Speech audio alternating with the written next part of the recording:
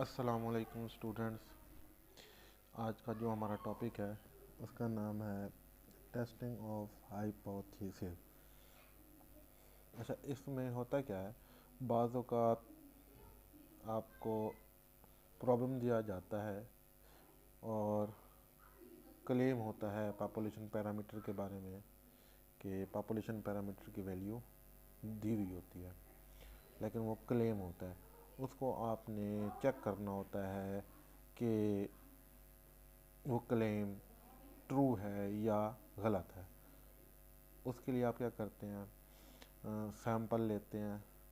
Sample में की basis के ऊपर एक टेस्ट अप्लाई करते हैं, जिसको हम टेस्टिंग प्रोसीजर, जो कि टेस्टिंग ऑफ हाइपोथेसिस जो हम पढ़ रहे हैं, उसकी बेसिस के ऊपर जो रिज़ल्ट आता है कि आया कि पॉपुलेशन का मीन जो है वो इस जो मीन सपोज्ड मीन है जिसकी वैल्यू दी गई है वो उसके बराबर है या नहीं है। इसकी कुछ टर्मिनोलॉजीज़ हैं जो कि यहाँ पे मैंने आपको दिखाई हुई हैं। टेस्टिंग ऑफ हाइपोथेसिस क्या होता है, इसकी डेफिनेशन दी हुई है। किसने इंट्रोड्यूस करवाया, रोनाल्ड फिशर और Jerzy Neyman, Karl Pearson, Egon Pearson. Testing hypothesis testing is a statistical method that is used in making statistical decision using experimental data. Hypothesis testing is basically an assumption that we make about the population parameter. फिर statistical hypothesis बनाएंगे। statistical hypothesis में आपका null hypothesis होगा, ठीक। फिर उसका alternative hypothesis होगा, यानी कि अगर आपका क्लेम रिजेक्ट हो जाता है तो उसका अल्टरनेटिव क्या होगा। फिर टेस्ट स्टेटिस्टिक होगा वो क्या होगा, ओके। तो फिर क्रिटिकल रीजन होगा, लेवल ऑफ सिग्निफिकेंस होगा। यहाँ पे ये जी टेस्ट दिया हुआ है, हम जी टेस्ट भी देखेंगे और फिर टी टेस्ट भी देखेंगे। पी वैल्यू क्या होती है इसको भी हम देखेंगे। ये डेफिनेशन जो हैं ये सारी आपके सामने हैं, ठीक। अगर आप कहेंगे तो इसकी ये फाइल जो है, इसकी पीडीएफ फाइल भी आपको मैं सेंड कर दूँगा। फिर टी टेस्ट हम अप्लाई करेंगे। टाइप वन एरर क्या होता है, टाइप वन एरर होता है when we reject a null hypothesis when actually the hypothesis is true, ठीक। यानी कि ये एक गलती हो जाती है आपसे, यानी कि आप ट्रू नल हाइपोथेसिस को रिजेक्ट कर देते हैं, तो इसको टाइप वन एरर कहते हैं और इसको अल्फा से डिनोमिनेट करते हैं। और टाइप टू एरर क्या होता है, when we accept a null hypothesis when actually it is false. Type two error बन जाता है और टाइप टू एरर जो होता है वो ज़्यादा सीवियर होता है, ओके। फिर पावर ऑफ टेस्ट दी हुई है। वन माइनस बीटा को पावर ऑफ टेस्ट कहते हैं। वन टेल टेस्ट क्या होता है, टू टेल टेस्ट क्या होता है। अच्छा, फिर टेस्टिंग प्रोसीजर की कितनी स्टेजेस हैं, का टेस्टिंग प्रोसीजर की आपके सामने यहाँ पे दिया हुआ है। टेस्टिंग प्रोसीजर की 6 स्टेजेस हैं। सबसे पहले हम क्या करेंगे, हम अपना नल हाइपोथेसिस और अल्टरनेटिव हाइपोथेसिस बनाएंगे। उसके बाद लेवल ऑफ सिग्निफिकेंस, जिसको हम मार्जिन ऑफ एरर कहते हैं, वो सेट करेंगे, हम कितना एरर जो है वो बर्दाश्त कर सकते हैं। उसके बाद हम ये देखेंगे हमने जी टेस्ट लगाना है, टी टेस्ट लगाना है या काई स्क्वायर टेस्ट लगाना है। काई स्क्वायर टेस्ट को तो हम नहीं टच करेंगे, जी टेस्ट और टी टेस्ट को टेस्ट करेंगे। फिर उसकी कैलकुलेशन करेंगे जो कि कंप्यूटेशन में आ जाएगी, यानी कि डाटा के ज़रिए हम टेस्ट अप्लाई करेंगे। फिर क्रिटिकल रीजन बनाएंगे। क्रिटिकल रीजन में के बेसिस पे डिसीजन लेंगे कि आया कि क्लेम जो है किसी कंपनी का वो ठीक है या नहीं है, हैं। अब टेस्टिंग प्रोसीजर का ये पॉपुलेशन मीन के लिए दिया गया है, ठीक। अच्छा, ये टी टेस्ट हो या जी टेस्ट हो, दोनों के लिए टेस्टिंग प्रोसीजर सेम है। सिर्फ और सिर्फ क्या होगा, आपका ये जो टेस्ट है जी टेस्ट, ये चेंज हो जाएगा और क्रिटिकल रीजन चेंज हो जाएगा। बाकी स्टेप्स इसी तरह से बनाएंगे। अगर हम देखें तो ये हम टेस्टिंग प्रोसीजर जो है ये सिंगल पॉपुलेशन मीन के लिए बनाया हुआ है। हम यही testing procedure for the difference between two population mean के लिए भी करेंगे। और कॉन्फिडेंस इंटरवल जो मैंने आपको करवाया था वो सिंगल पॉपुलेशन मीन के लिए फ़िलहाल करवाया हुआ है। तो नेक्स्ट जो वीडियो होगी तो उसके अंदर हम देखेंगे, वीडियो लेक्चर जो होगा उसके अंदर हम देखेंगे कि हम डिफरेंस बिटवीन मीन, अगर हो हमें दो पॉपुलेशन दे देता है उनको वो कहता है कि चेक करेंगे दोनों का मीन जो है सैम्पल डाटा को इस्तेमाल करते हुए क्या वो सेम है या नहीं है, क्या हम सपोज कर सकते हैं कि वो तो सपोज करेगा सेम है, हम चेक करेंगे सैम्पल डाटा के थ्रू कि सेम है कि नहीं है और करेंगे। अच्छा, जी टेस्ट के अंदर आपका जो क्रिटिकल रीजन जो है वो Z∝/2 है। अब इसके अंदर वन टेल टेस्ट होगा तो क्रिटिकल रीजन थोड़ा सा चेंज हो जाएगा, टू टेल टेस्ट होगा तो क्रिटिकल रीजन वो ये होगा। ठीक, अच्छा, उस बेसिस के ऊपर हम अपनी स्टेटमेंट देंगे कंक्लूजन की। ठीक है, अच्छा, ये कुछ एग्जांपल हैं वो भी दी हुई हैं। ये एग्जांपल एक मैंने दी हुई है इंफॉर्मेशन, एग्जांपल है 13.2, पेज नंबर है 141। कहता है कि जो क्वेश्चन है उसके अंदर जो उसने हमें दिया हुआ है म्यू नॉट की वैल्यू दी हुई है 1120। ये कंपनी का क्लेम है कि जो पॉपुलेशन है उसका मीन जो है 1120 है। ओके, अच्छा, इस क्वेश्चन के अंदर उसने आपको सिग्मा की वैल्यू दी हुई है। जब सिग्मा की वैल्यू गिवन होती है तो मैंने आपको पहले बताया था जी टेस्ट लगता है। अच्छा, सैम्पल से जो हमारा मीन निकला वो हमारा निकला 1070। टोटल वैल्यूज जो थी वो 100 थी। हमने अल्फ़ा जो मार्जिन ऑफ एरर लेना है वो 5% और 1% पे इसको इस कम क्लेम को टेस्ट करना है। और नीचे हाइपोथेसिस बनाने के लिए उसने हमें स्टेटमेंट दी हुई है। स्टेटमेंट क्या है? Test the hypothesis that mean life time of the electric light bulbs is not change. यानी कि वो कहता है जो मीन है इलेक्ट्रिक लाइट बल्ब्स का मीन लाइफ टाइम जो है, जितने इलेक्ट्रिक बल्ब चलता है वो 1120 घंटे जो है ना वो चलता है। और स्टैंडर्ड डेविएशन जो है 125 है, यानी कि 125 पीछे भी जा सकता है, 125 आगे भी जा सकता है। अब हम देखते हैं इसका हम नल हाइपोथेसिस कैसे बनाएंगे। पहला स्टेप बाय स्टेप चलेंगे तो ये आपको ज़्यादा आसानी होगी। अच्छा, formulate our null and alternative hypothesis, ये पहला स्टेप है। कंपनी का क्लेम क्या है? कंपनी का क्लेम ये है कि हमारे जो लाइट बल्ब जो है उनका मीन लाइफ टाइम जो है वो 1120 घंटे है। तो ये आपका नल हाइपोथेसिस में आ गया। हमेशा जो इक्वलिटी होती है, इक्वल का निशान होता है वो नल हाइपोथेसिस में होता है, यानी कि H0 में होता है। और अल्टरनेटिव में यानी कि अगर नहीं है तो उसका उलट, यानी कि नहीं होगा बराबर नहीं होगा तो वो H1 में आता है। और जहाँ पे नॉट इक्वलिटी का साइन हो तो वो कौन सा टेस्ट होता है? वो उसको आप टू टेल टेस्ट कहते हैं। यहाँ पे क्या है, ये टू टेल टेस्ट है क्योंकि अच्छा, सबसे पहली बात H0 से हमें पता लगता है कि आपका टेस्ट जो है टू टेल है या वन टेल है। अब ये टेस्ट आपका टू टेल टेस्ट है क्योंकि नॉट इक्वल टू दिया हुआ है। और हाइपोथेसिस जो होगा वो सिंपल हाइपोथेसिस होगा क्योंकि इसके अंदर इक्वल टू और नॉट इक्वल टू दिया हुआ है। अगर ग्रेटर देन इक्वल टू होता या लेस देन इक्वल टू होता तब आपका ये कंपोजिट हाइपोथेसिस होता और आपका टेस्ट जो बन जाता है वो वन टेल टेस्ट बन जाता। फिलहाल यहाँ पे नॉट इक्वल टू है तो ये क्या होगा, ये आपका टू टेल टेस्ट होगा और सिंपल हाइपोथेसिस होगा। लेवल ऑफ सिग्निफिकेंस जो हम सेलेक्ट कर रहे हैं दूसरे स्टेज पे वो हमारे पास 5% है और 1% है। अब क्योंकि आपको इस क्वेश्चन के अंदर सिग्मा भी अवेलेबल है और आपका एन भी ग्रेटर देन 30 तो आप जी टेस्ट अप्लाई करेंगे। और जी टेस्ट जो है वो आपको देख लें आपका क्या है, वो ये है, ये आपको याद करना पड़ेगा। एक्स बार माइनस म्यू नॉट यानी कि पैरामीटर की supposed value divided by sigma जो आपको स्टैंडर्ड डेविएशन पॉपुलेशन अवेलेबल है डिवाइड बाय एन का अंडर रूट। एन जो है आपके पास 1000 है। कंप्यूटेशन में क्या करेंगे आप, ये जो इनकी वैल्यू आपको गिवन है तो कि यहाँ पे गिवन है ये वाली वैल्यू, ये आप इसके अंदर डालेंगे इस फार्मूले के अंदर। जैसा कि आप देखें ये मैंने डाल दी है, ठीक। और हमारे पास जो आंसर आया है वो -4 आया है। अब क्रिटिकल रीजन में आप क्या करेंगे? क्रिटिकल रीजन में मैंने आपको 4-5 वैल्यूज़ बताई थी जो कि टेबल था ऊपर, वो मैंने आपको बताया था। और उस टेबल के थ्रू अगर आप देखेंगे तो ये क्या होगा, इसकी वैल्यू आ जाएगी 5% पे 1.96 और 1% पे 2.58। मैंने आपको पहले बताया था ये वैल्यूज़ आप याद कर लें ताकि बार बार आपको टेबल ना देखना पड़ेगा। टेबल देखेंगे तो टाइम ज़्यादा लगेगा याद करने में।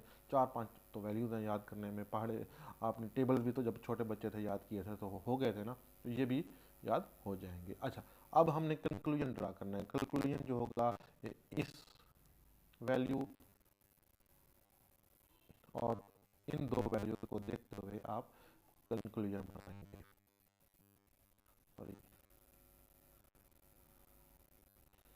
इन दो वैल्यूज को अगर अब आप ये देखें कंक्लूजन में क्या लिखा हुआ है, we see that the calculated value, जो कि ये वाली है, calculated value of test statistics is greater than table value at the selected level of significance, both level of significance पे, यानी कि 1% पे भी और 5% पे भी एच नॉट आपका रिजेक्ट हो रहा है। यानी कि अगर कैलकुलेटेड वैल्यू टेबल वैल्यू से बड़ी हो जाएगी तो एच नॉट रिजेक्ट हो जाएगा, एच नॉट में जो कुछ भी है। So we conclude that the claim about the population parameter is rejected. ठीक, यानी कि जो मीन लाइफ टाइम बल्ब्स का है वो 1120 घंटे नहीं है, चेंज हो गया है। अब यहाँ पे मैंने एक फिगर भी दी हुई है, उस फिगर को देखते हैं और क्रिटिकल रीजन समझते हैं। ठीक है, ये देखिए, ये क्रिटिकल रीजन है। वन वन माइनस अल्फ़ा जो है वो अंदर वैल्यू है। अगर आपकी क्रिटिकल वैल्यू इनके अंदर गिरेगी तो आपका एक्सेप्ट हो जाएगा, और अगर रेड जोन में आ जाता है तो रिजेक्ट हो जाएगा। अब हमारी वैल्यू जो है वो रेड जोन में जा रही है, ये रेड जोन में जा रही है। 1.96 जो है वो यहाँ पे कहीं पे जाएगा, यहाँ पे कहीं पे, क्योंकि ये तो वैल्यू 2 है।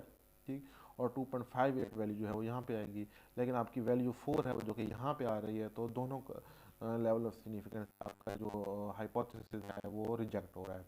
ओके, तो जी टेस्ट जो कि मैंने आपको अप्लाई करके दिखा दिया। इसके साथ जो दूसरी एग्जांपल है वो है वन टेल टेस्ट की। सिमिलर बिल्कुल सिमिलर चीज़ है। ठीक है, अच्छा, ये जो एन दिया हुआ है ये इसकी जो है वो मैयर का क्या कहते हैं उसको, इकाई होगी, न्यूटन वैल्यू होगी, स्ट्रेंथ अप्लाई कर रहा होगा किसी चीज़ के ऊपर। ठीक, क्वेश्चन जो है आपकी बुक में 13.4 है। ये क्वेश्चन जो हैं अगर आप कहेंगे तो इसकी तस्वीर खींच के पूरी स्टेटमेंट में आपको भेज दूंगा। अच्छा, अब इस क्वेश्चन को देखते हैं उसने किस तरह से टेकअप किया है। ठीक है, अच्छा, क्वेश्चन में अब यहाँ पे अगर आप देखें, जैसा कि अब आप देखें यहाँ पे नल हाइपोथेसिस बनाया हुआ है कि मीन वैल्यू जो है 9.63 न्यूटन वैल्यू है, और H1 की वैल्यू जो है वो को कहता है म्यू की वैल्यू लेस है। तो अब ये आपका हाइपोथेसिस जो है उसमें इक्वलिटी और नॉट इक्वलिटी आ गई, तो ये आपका हाइपोथेसिस वन टेल टेस्ट बन जाएगा, और ये कंपोजिट हाइपोथेसिस होगा। बिल्कुल उसी तरह से चलेंगे, क्योंकि सिग्मा आपके पास अवेलेबल है और एन जो है आपका ग्रेटर देन 30 है, तो अब आपने जी टेस्ट ही अप्लाई करना है। यहाँ इस एग्जांपल में सिर्फ आपको बताया जा रहा है कि वन टेल टेस्ट और टू टेल टेस्ट क्या होता है, बाकी चीज़ सिमिलर होगी। ठीक है, अच्छा, इसके अंदर आपने सारी वैल्यूज़ डालनी जेड के अंदर, और वैल्यू आ गई आपकी -3। इसका जो है वो जो है वो अल्फ़ा/2 नहीं होगा, इसका क्रिटिकल रीजन होगा सिर्फ अल्फ़ा। क्या होगा, सिर्फ अल्फ़ा। तो यहाँ पे हम इसको थोड़ा सा चेंज कर लेते हैं, ALPH अल्फ़ा।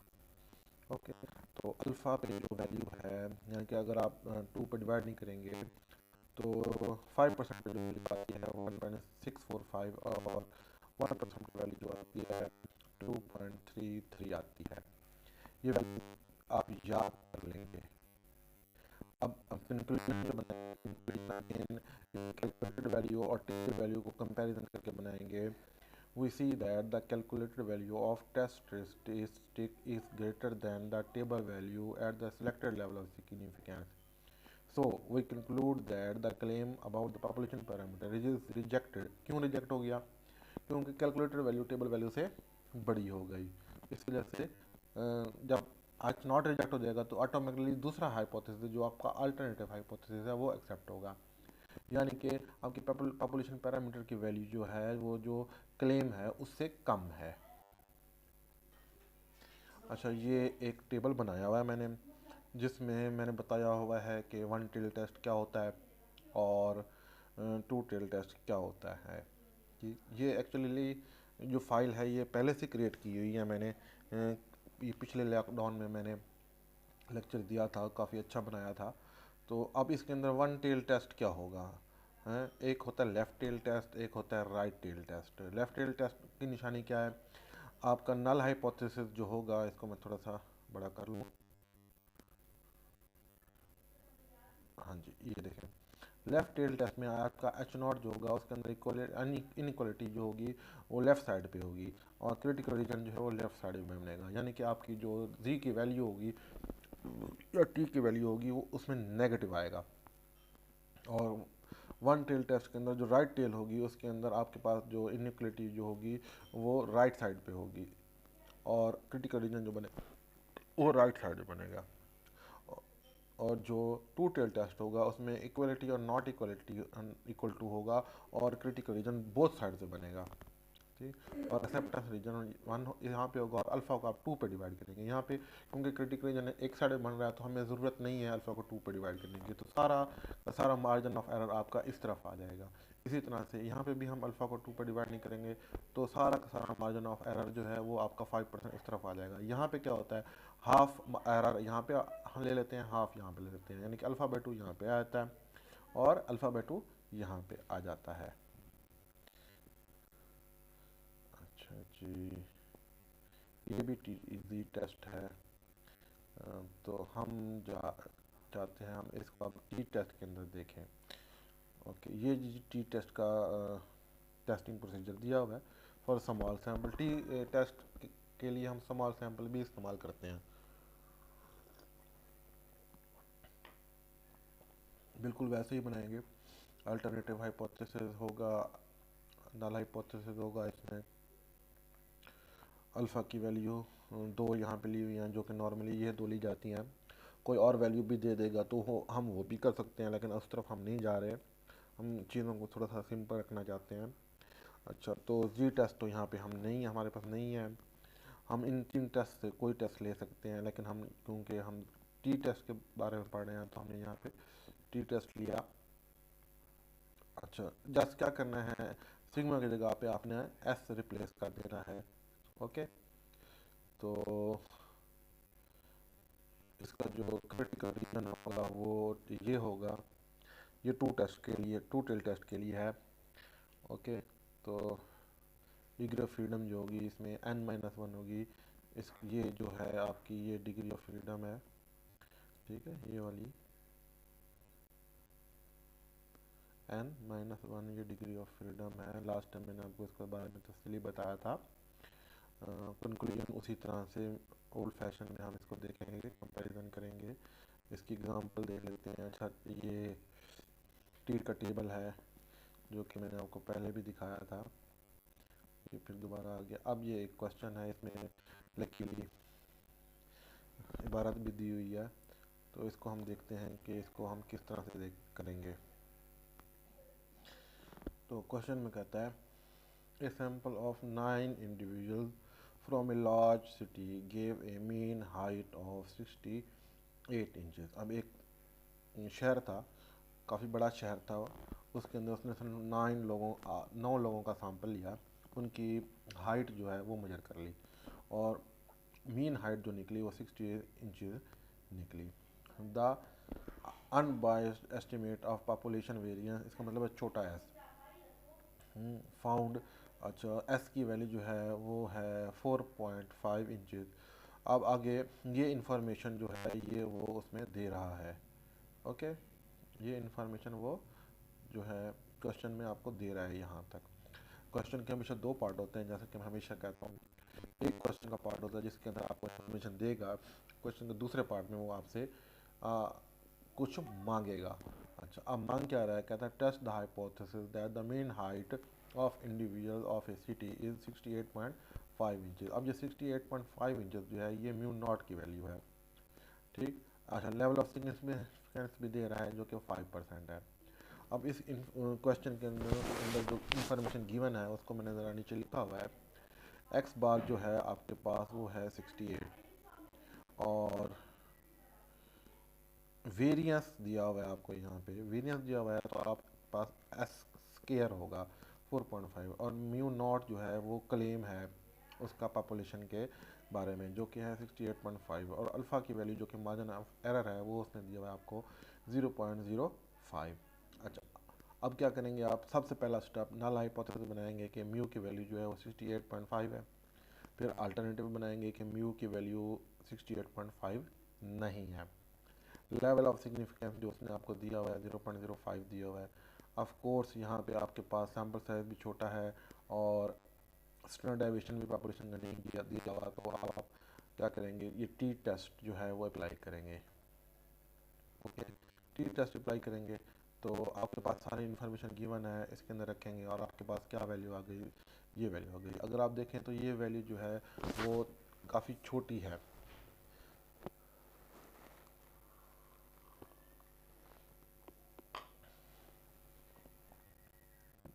तो ऑफ कोर्स इससे नल हाइपोथेसिस रिजेक्ट नहीं हो सकता। क्रिटिकल वैल्यू निकाली हमने, अल्फा हमारे पास था 0.05, 2 पर डिवाइड करेंगे तो 0.025 आ जाएगा। टोटल हमारे पास वैल्यू जो थी 9 थी, 9 में से एक -1 करेंगे तो 8 आ जाएगा डिग्री ऑफ फ्रीडम। तो टी के टेबल में जब आप देखेंगे, टी का टेबल मैं जाता हूँ वहाँ पे, टी के टेबल में 0.05 और उसको 9 8 में देखना है, ये 2.306 ये वैल्यू आ गई। ये जो हाईलाइट की हुई है 2.306, ये देखेंगे ये 2.306 वैल्यू आ गई। अब आपकी जो कैलकुलेटेड वैल्यू है वो टेबल वैल्यू से लेस है। अच्छा, यहाँ पे मैंने मॉड इस वजह से इस्तेमाल किया क्योंकि आपका ट्रू टेल टेस्ट है। ओके, अच्छा, तो अब यहाँ पे मैंने आपको पहले बताया था वैल्यू आपकी छोटी है तो नल हाइपोथेसिस आपका रिजेक्ट नहीं होगा। तो कंक्लूजन क्या बना, we see that the calculated value of the test statistic does not fall in the critical region, so there is no evidence against the null hypothesis. So we will accept that the mean height of the individual of ACT is 68.5 inches. तो यहाँ पे क्या हुआ, उसका जो claim था population के बारे में वो ट्रू हो गया। ओके, ये एक और क्वेश्चन भी है, ठीक, तो ये क्वेश्चन दिया हुआ है, ठीक, ये बिल्कुल उसी तरह से है, इसमें भी 9 वैल्यूज़ हैं, लेकिन इसके अंदर आपको ना सैम्पल मीन दिया हुआ है ना सैम्पल स्टैंडर्ड डेविएशन दिया हुआ है, कुछ भी नहीं दिया हुआ। इसमें से आपने क्या करना है, सैम्पल मीन भी निकालेंगे जैसे हमने कॉन्फिडेंस इंटरवल में निकाला था, और सैम्पल स्टैंडर्ड डेविएशन भी निकालेंगे।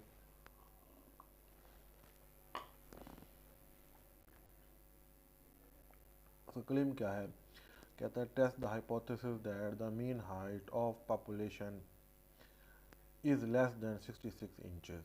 तो ये आपका वन टेल टेस्ट होगा क्योंकि लेस देन कह रहा है, नॉट इक्वल टू नहीं कह रहा।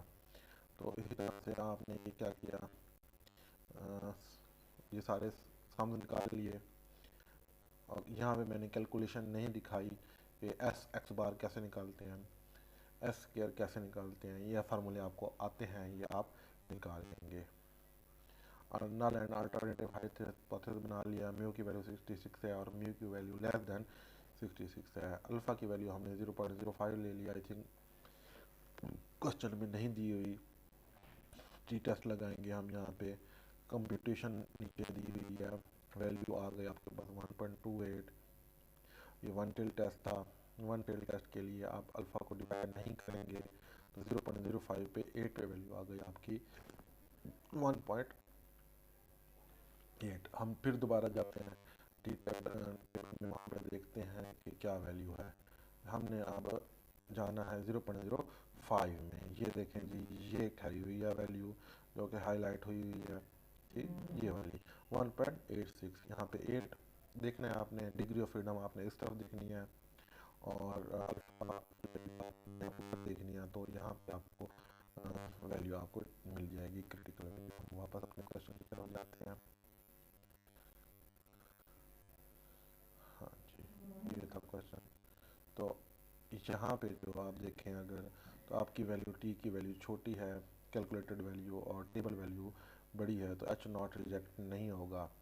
We see that the calculated value of test result does not fall in critical region, so there is no evidence against the null hypothesis. So we accept the population mean is equal to 66 inches.